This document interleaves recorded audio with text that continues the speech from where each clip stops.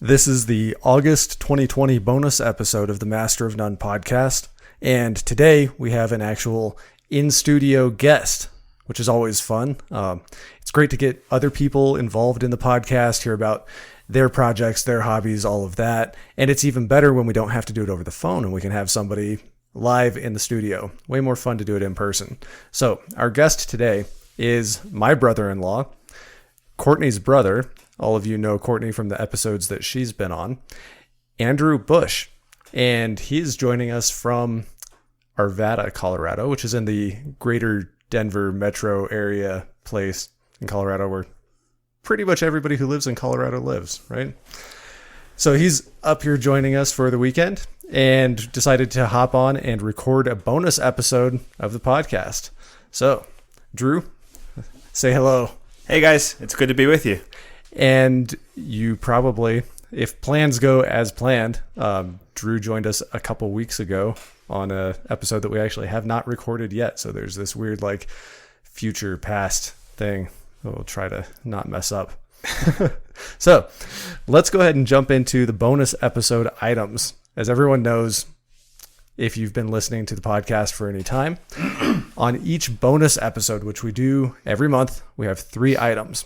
We have a pro tip, a book recommendation, and a challenge, right? I was going to remind you, but he was going to help me out you there. So I almost forget every time. I'm like, and I know there's something else.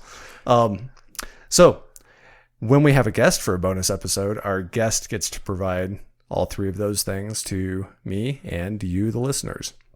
So if you would like to do them in that order, that's usually the order that I go in. If you'd prefer to do a different order, we could do that too. So do you want to just stick with standard order? Yeah, man. Let's just jump right in. Let's do it. Okay, so hit me with a pro tip. All right, so my pro tip. I paint with small brushes. I mean, I also, like everyone other adult in the U.S., I also paint my house too, but like the walls and such. But so with small brushes? With tiny brushes. Yeah, so it takes a while. Huh? So when I'm doing art with my small brushes, my pro tip would be to treat it like actual hair. So just like when you wash your, I'm bald now, so whatever. But when I had hair, I had long, luxurious hair, and he did. I've seen the pictures. And when you would wash it, if you don't use conditioner, it can get dry and brittle. And the same thing happens to your paintbrushes. So I have paintbrushes that I have used for almost 20 years now, natural hair paintbrushes, and by washing them thoroughly, immediately after each use, and then using either hand lotion or conditioner, I reform the brush to its original shape, and then that lotion also re-moisturizes the hairs on the brush. Now, when you're talking about natural hair brushes, what's the source of that hair, or could it be different things for different stiffnesses? Maybe what kind of actual natural hair is that they use on those brushes? It used to be all horsehair. Okay. I don't know the actual source now. They don't actually say it on the brushes, and I'm not high end enough where I need a certain animal. But let's say, so I have gone acrylic as opposed to oil painting, and dolphin. We're gonna go with some dolphin hair. It's very rare and very small. Each dolphin only has 1 hair. You have to. I'm making that up. I'm sorry. So even if you're using synthetic brushes, using lotion on the synthetic brushes is still super helpful. It doesn't necessarily rejuvenate the plastic. It is somewhat helpful in terms of the wear and tear of the chemicals on the plastic. But mostly what it does is it helps reshape the brush. Okay. To just kind of hold those bristles in place as it dries or whatever, so I'm getting that natural new brush shape, whether that's like a point or a wedge or a chisel or whatever, just to get it back into that shape. Right. So you're basically reshaping your brush after each use because it starts to splay out.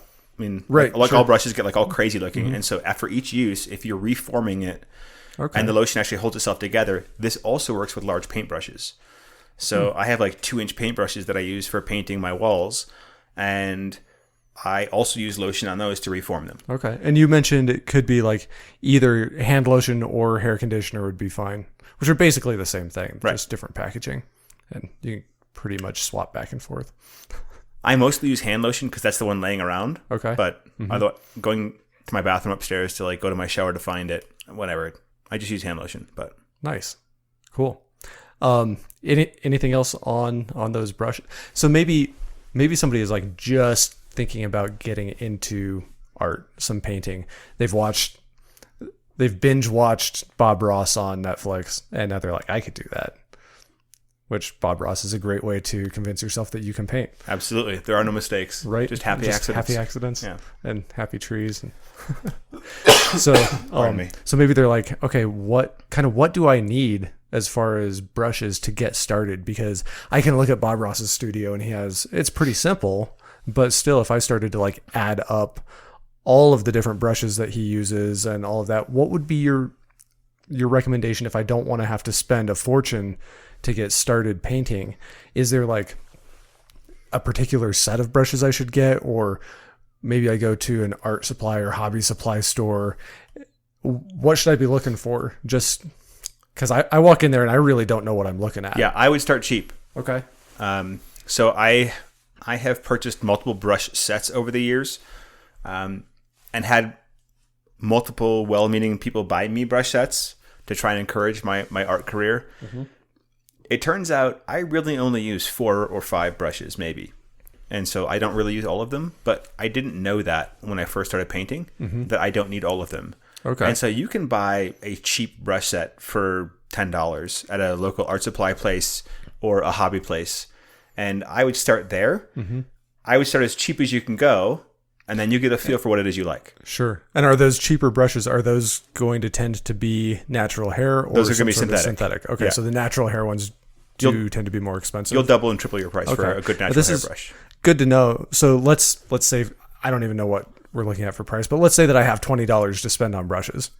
I would be better off buying a set of 4 or 5 brushes for that $20 maybe, because those are the ones I'm probably going to use, versus the $20 set that has 30 different brushes in it and would obviously be much lower quality. That's how I would spend the money. Because I'm probably only going to use 4 or 5 out of that set of 30 anyway. Right. Okay. That totally makes sense if that's how much I'm going to spend on my brushes.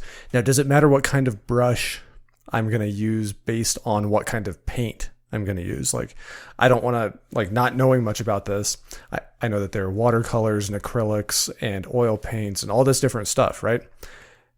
I don't want to like dip a synthetic brush into an oil paint and have it like dissolve. And then my professional painter friends are like, oh, I can't believe you didn't know that. Everybody knows that you don't use this with that. Are there any cautions that I should have about mixing and matching? It used to be. Okay. Yeah, totally. Right. So it used to be that synthetic brushes were not good with oil paints. Mm-hmm. So back in the late 90s when synthetic... That was pure luck that I got that right as an example. Yeah. So back in the late 90s, synthetic brushes weren't excellent. Mm-hmm. I mean, and that's why in the late 90s, I was buying natural hair brushes for my art classes, and they still happen, right? Like, I've had to re-glue some of the metal on the wood, but the bristles themselves are fine. Okay. Nowadays, they have really... I mean, just like it used to be, you didn't really have high-heat plastic spatulas, right? Like, all plastic spatulas melted. Mm-hmm. Now we have silicone. Which is like it's amazing with it, right? And a couple episodes of the podcast, we've gone like in depth on silicone and why it's so amazing and what it actually is and all of that. So the same thing is happening happens with synthetic brushes. They've come a long way. So there are some that you may not even be able to tell it's synthetic. Okay. They even dye it to look like natural hair, and it looks great. But if you're just not getting into it, on the top of the packaging, it will say watercolors or acrylic and oil. Oh, like on the brush set. On the brush set. Oh, okay. Because I would also imagine that even like the diameter of the bristle that I want to be able to hold the paint could even be different between watercolors and acrylics or something like that. Maybe I'm making that up. I don't know.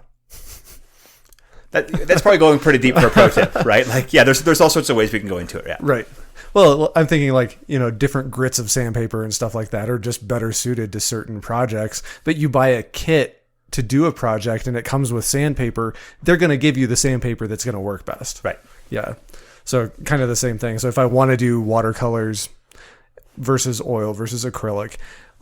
So final question on the painting stuff before we move on to your book recommendation. In your opinion, of those three, let's say, or maybe there's another medium that I'm less familiar with, between watercolors, acrylics, and oil paints, what's going to be the best one for a beginner to start, like me? I would say acrylic by far. Okay. And what would be the advantages and disadvantages there? Okay, so with acrylic, it's nice because it's water-based. You're basically painting with plastic. And then, but the medium that's used to transport the pigment is water-based. And as soon as it dries, it basically becomes like indestructible plastic. Right. So there's no turpentine used. You don't need paint thinner like you do with oil paints. And also the pigments themselves tend to be not caustic. Whereas with oil paints, like if you're using cadmium red, that's cadmium metal. Actually has cadmium in it. Right. So like, you don't want to go inside and have a smoke if you've got cadmium paint on your hands, right? Like it's just it's just not something going against your face. To the point that in the olden times, they used to gesso their canvases and whatnot to actually protect the support of the painting from the actual paint. Oh wow! Okay. Because the paints themselves would actually damage the supports. Interesting. I did not know that. So oil paint, it's much more workable than acrylics. I mean, it's going to stay wet for 3 days. Right, because my understanding is with acrylics, the paint drying, so to speak, is basically just based on the evaporation of water out of that paint. Correct. As opposed to an oil paint where it's based on the oxidation of the oils as opposed to something evaporating. So many people are much better painters in oils. Okay. You can get much more subtle things happening. Acrylics are way easier to clean up. If you have small children, I would never use oil paints. And then watercolors. The cleanup is a great point, actually, especially for a beginner, because I don't want to spend a bunch of time and frustration on my cleanup. I just want to paint. Yeah. And then watercolors, I find watercolors frustrating because I find it almost impossible to fix my mistakes in watercolors. I can see that. With acrylic, there's an opacity to the paint where I can just cover something up again. If I'm like, it didn't work out, or I could just like go over it.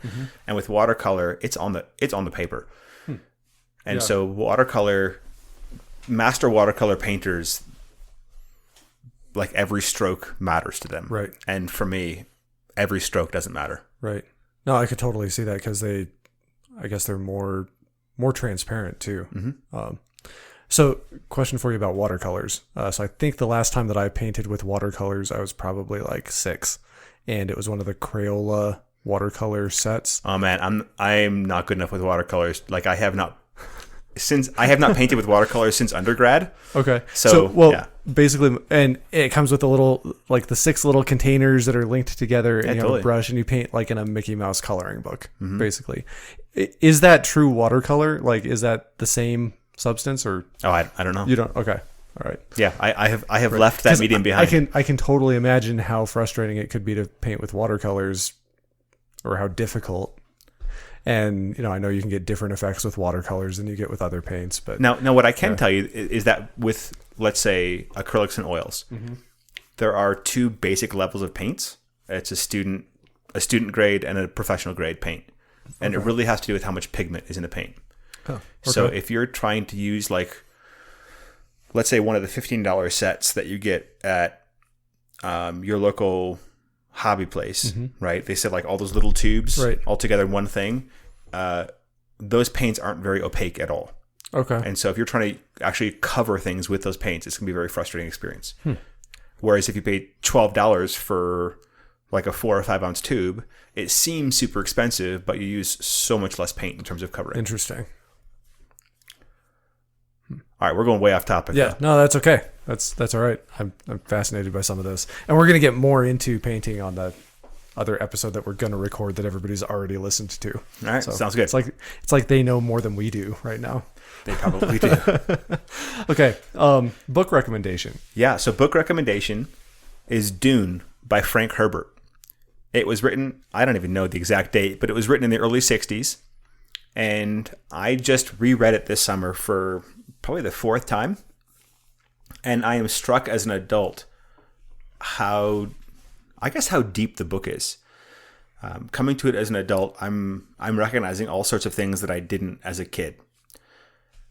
There's the basic stuff that you get as a kid, like it's got a cool plot, cool storyline, people rising up against their oppressors. You get this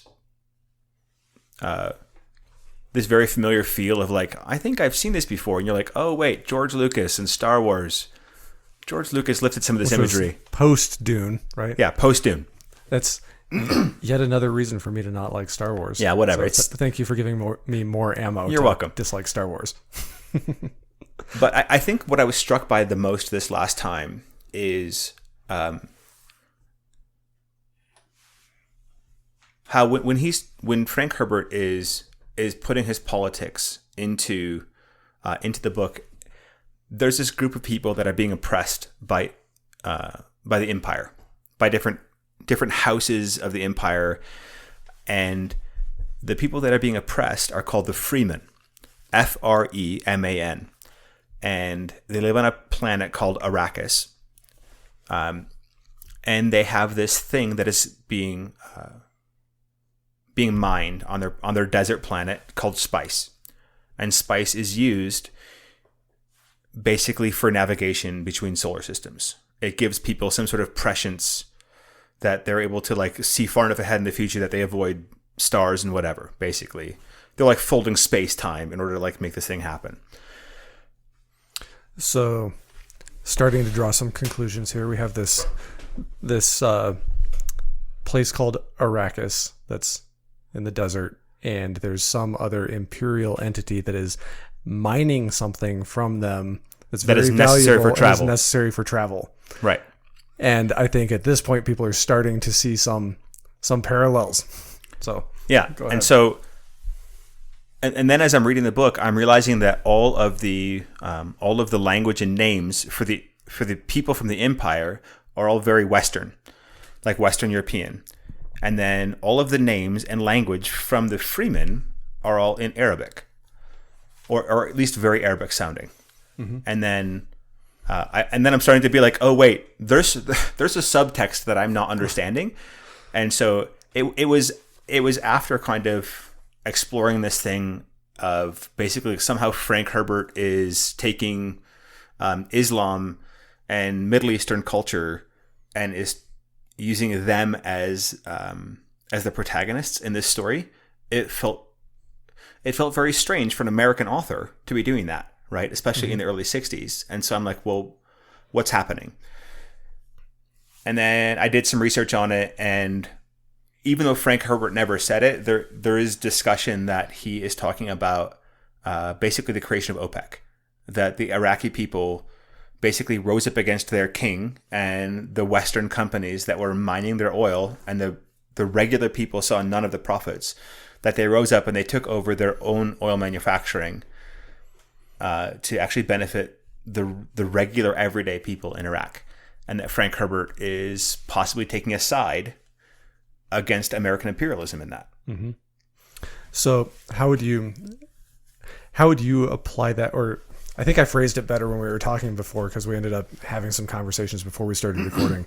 Anyway, reading the book, are there some of what you might consider predictions made in the book, or lessons learned, or applications in the book that you would say are still playing out today in the modern Middle East, whether that's Iraq or somewhere else in the Middle East, between the people who live in those countries and the quote imperial powers, whether that's the United States, Europe, right? And we'll say modern times.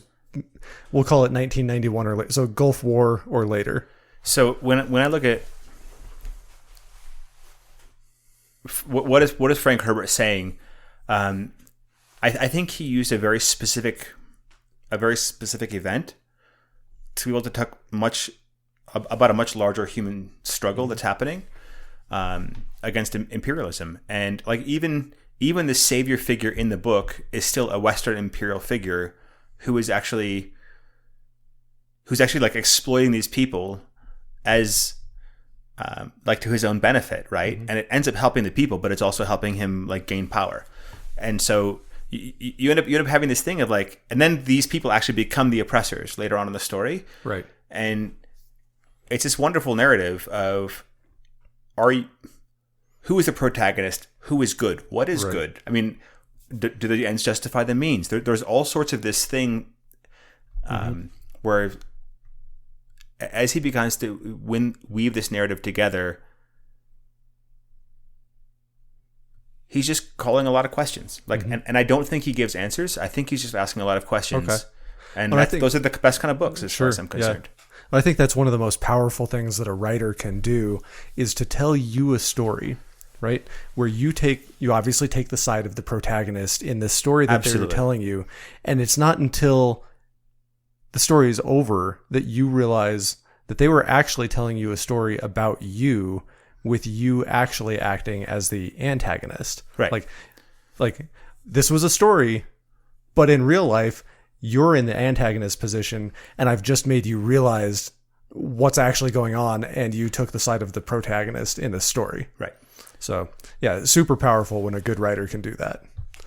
So there's a reason it's considered one of the best science fiction books. Yeah. Is he has some great what ifs, and he creates this whole world and this all-encompassing thing, but he's talking about very real human issues. Right. Yeah. So I have not read Dune. But I think you've convinced me to pick up a copy and read it. So cool. I'm going to do that, and we can talk more about it after I have read it. Sounds good. That'll be fun. Okay, so there we go. Pro tip, book, and finally, a challenge for the listeners for the month. All right, my challenge is nothing near as intense as some of Isaac's challenges. I just kind of want to say that. My challenge would be to play a board game this month. That either with friends, family, play a board game. And do you have some particular board games that are your favorites? Give me yeah, totally. I mean, give me 3 different board games if you can. I think for different levels, because let's children. Let's go children. Board games can get pretty intense at the higher levels of board games. So let's start with a kid's board game, and then maybe like a non-gamer adult level, and then just take it up a notch for your favorite all out board game. All right. So I played a board game with my kids last week, and my kids are 11, 9, and 7. And the game is called Dragonwood, and my 7-year-old can play it just fine. And it's got enough skill and chance involved that everyone can kind of enjoy themselves. Okay. So it's a game that an adult, it's not like Chutes and Ladders. Right. It's not Candyland. Okay. So Dragonwood, excellent game. My current favorite game right now is a game called Splendor. That would be like a middle level game. Did we play that one? Has little gems that you collect along the way. That was pretty fun. Lots of chance. You can have great banter. There's definitely strategy involved, and games don't last like an entire night. Right. It's like a sub 1 hour game, to where in an evening you can play 3 games, and it's not like a. And you could explain the rules to me in 5 minutes. Right. It's a very simple concept. The thing that I liked about that one is the concept is so simple. Like I said, you can explain the rules in less than 5 minutes, but the strategy, the depth of strategy is infinite. Right. Right. Kind of like poker. It's nothing like poker. Same idea. Simple rules. And I am horrible at poker, but yeah, it is a game I can play while drinking whiskey, and it's great. Poker. If you were to go one step up from that, I'm not into it takes 30 minutes to set up the game type games. That's just too much for me. He's talking about Dungeons and Dragons. I'm going to leave that one alone. Like what I'm talking about. We're not going to badmouth games currently. I'm not badmouthing it. I'm just saying it probably take. I have no idea how long it takes to set up. Actually, I think my third recommendation would be a game called Dominion. Ooh. So it is a deck building game, and it's each card tells you to do something different. But the original Dominion set, it's been one of those games I've probably played now for, I want to say 7-8 years, and I still really enjoy it. And that's saying something for a game that you can play it for 7-8 years and it's still a great game. Yeah, for sure. No, I've played. We have Dominion. I actually really enjoy that one. I'm not a huge game person, not nearly as much as your sister. So we play a lot of games. I really do enjoy Dominion. And again, with that one, like it really only takes 5 minutes to explain the rules. It takes less time than that to set up. And then the game can become very very complex just because, like you're saying, you have these different cards and each card has like its own rule set that's written on the card. So it's like I can't go through and explain all of the nuances of every card and how this one might interact with that one and all of that. You just have to figure that out once you draw your hand of cards. Sure. And you read through them. So it's like it's different every time. And there are some like expansion sets available. So like you're saying, you've been playing it for years. If you want to mix it up a little, you can just add a few more, like a little variety deck to your deck of cards, and it just adds some more variety to it. I mean, and here's the thing, right? My wife won't play chess with me. So I really enjoy chess, but I do too, but I also believe it's the worst game ever because in any game, you're going to have a winner and a loser, right? I don't have to play chess. We don't actually we can take any two people and we don't actually have to play the game to determine who the winner and loser is. Right. I know that you are a better chess player than me, whether that's due to your intelligence or just practice playing chess or whatever. Like, I understand the rules of chess. I can play, but I am not a chess player. Like, someone who actually plays chess is like way up here, and I'm like, I know all of the moves, I know the rules, but that's about it. And I can, like, each time that I sit down to the board, I'm like, that might work, this might work, and you're like, oh, this strategy has this name, and so back in 1412 developed it during the battle of whatever, right? And no one's figured out a way to best this strategy. If you can, but that's why chess isn't a good social game. True, right? Because if you are better at me than chess, you will win 100% of the time. Right. If you're better at me than Dominion, you will win 60% of the time. Correct. Right. Which makes it fun for everybody. Right. Yeah. So there you go. So give us a quick recap of the pro tip, the book, and the challenge. All right. Pro tip: use lotion on your brushes to reform them after you're done using them. So give them a good wash. Dry them out slightly, and then put lotion on them, and then reshape your brush. I should ask real quick, how much lotion? Am I like dipping it in the lotion, or is it just like a tiny drop to work into the bristles? I'm using like a pea-size amount. Okay. And then I'm gonna reshape the brush, and I'm gonna wipe off any excess lotion. All right. And then the book was Dune by Frank Herbert, and then my challenge is play a board game this month. Awesome. Well, thank you for sharing all of that with us. That concludes the August 2020 bonus episode, and we will catch up with you next month.